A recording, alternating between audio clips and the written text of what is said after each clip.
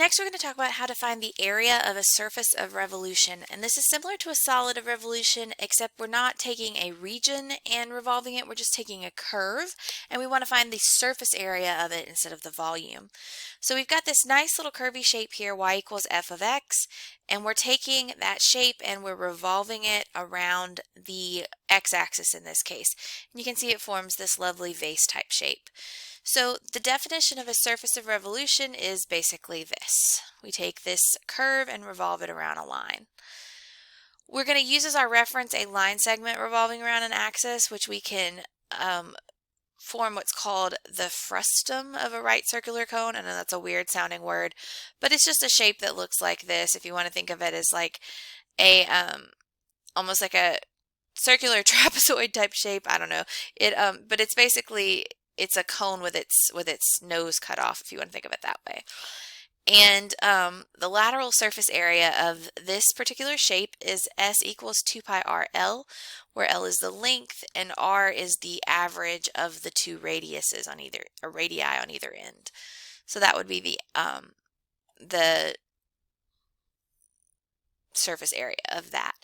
And so if you're thinking about breaking this up into those shapes, it kind of forms like this jointed, almost suit of armor type material. Think about like the back of an armadillo or an aardvark.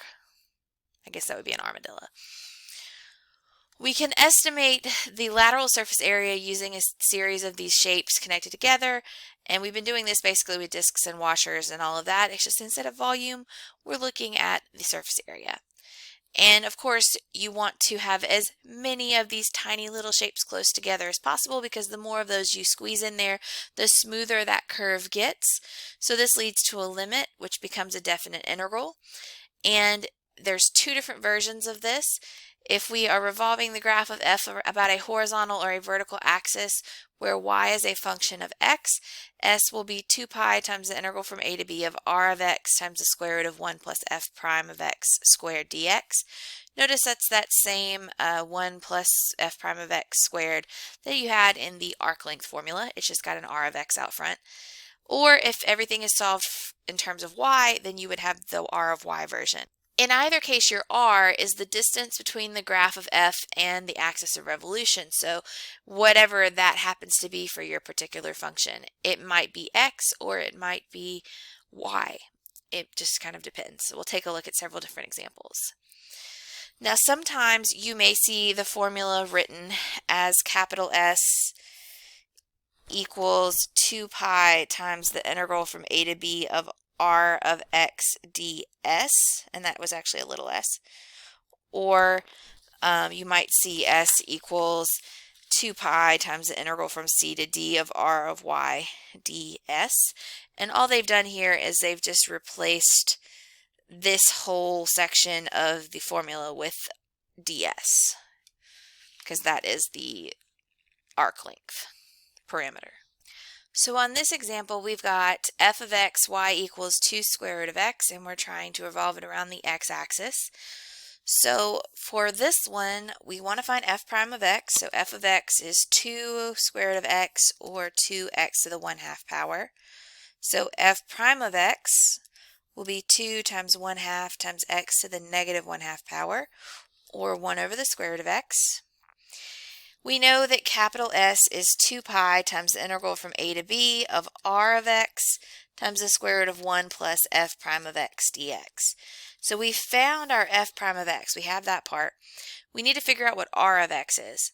And remember, r of x is the distance from the axis of revolution to the curve. So in this case, r of x is equal to y, which is just 2 square root of x. So we want everything in terms of x to integrate, but r of x is y. And if it's not clear to you, I will make it very clear again on a test. X is going to be 4 here, and x is going to be 9 here. So those will be our bounds a and b. So we'll have the integral from 2 pi times the integral from 4 to 9 of 2 square root of x times the square root of 1 plus 1 over the square root of x squared, all with respect to x. So what will happen then is we'll have 2 square root of x times the square root of 1 plus 1 over x when you square that f prime of x there. And I'm going to take this x and distribute it inside because these are two radicals multiplied together. And I'm going to go ahead and bring the 2 out. And I'll have the square root of x plus 1 dx. So here my u is x plus 1, which means u prime is 1. So we have 4 pi times the integral from x equals 4 to x equals 9 of the square root of u, or u to the 1/2, du. So that is 2/3 u to the 3/2 from x equals 4 to x equals 9, or 8/3 pi times x plus 1 to the 3/2 from x equals 4 to x equals 9.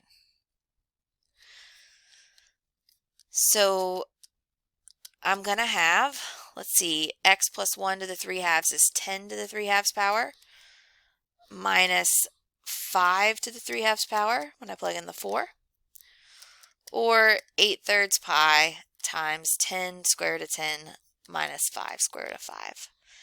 And that's units. This is area, so squared. Now keep in mind, we do not want to plug all this in and get a decimal approximation. I actually want to see your exact values whenever possible. So follow the directions here, but if they don't tell you to round, exact values are best. Now we're going to revolve this curve y equals 9 minus x squared from x equals 0 to x equals 3 around the y-axis.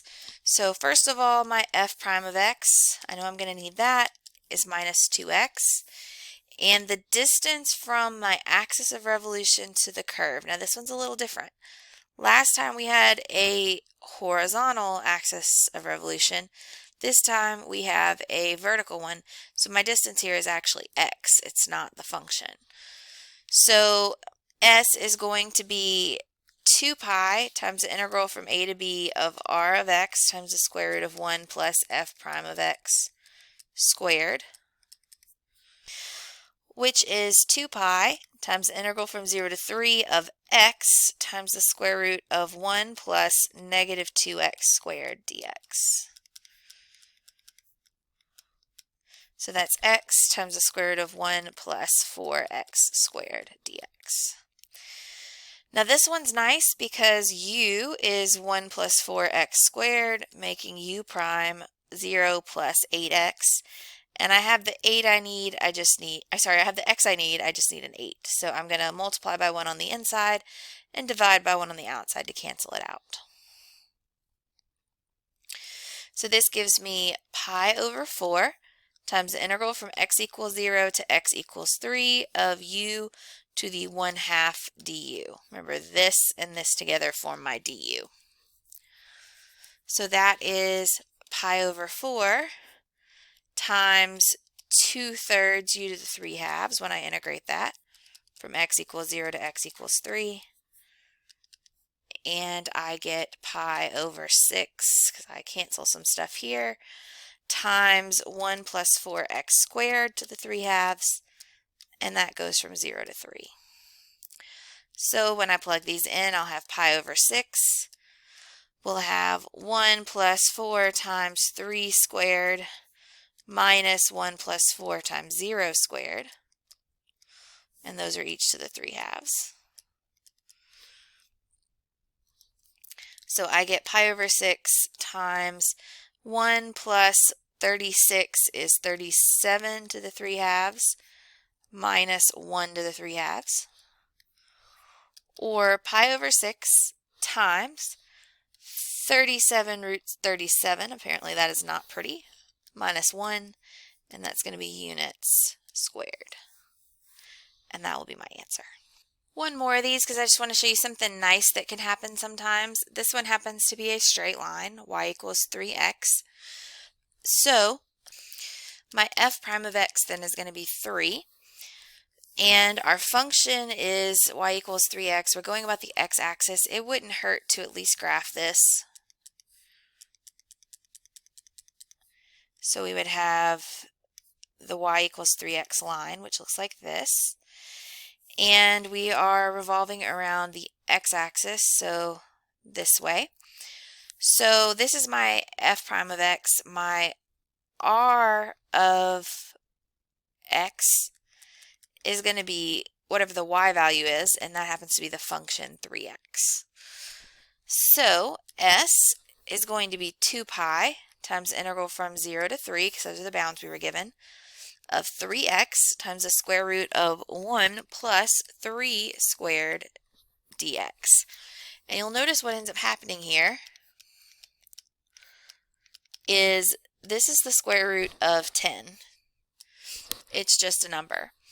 So I can bring the 3 square root of 10 out, and I'm really just integrating x. So sometimes these integrals get really simple really fast. We would have x squared over 2 times 6 pi squared root of 10 from 0 to 3. And that gives us 6 pi square root of 10 times 3 squared over 2 minus 0 squared over 2, which gives me 6 times 9 over 2, so that's 27 pi square root of 10 minus 0, of course, units squared. So these can be a little more complicated, or they can actually be really simple. It just depends on what the function is.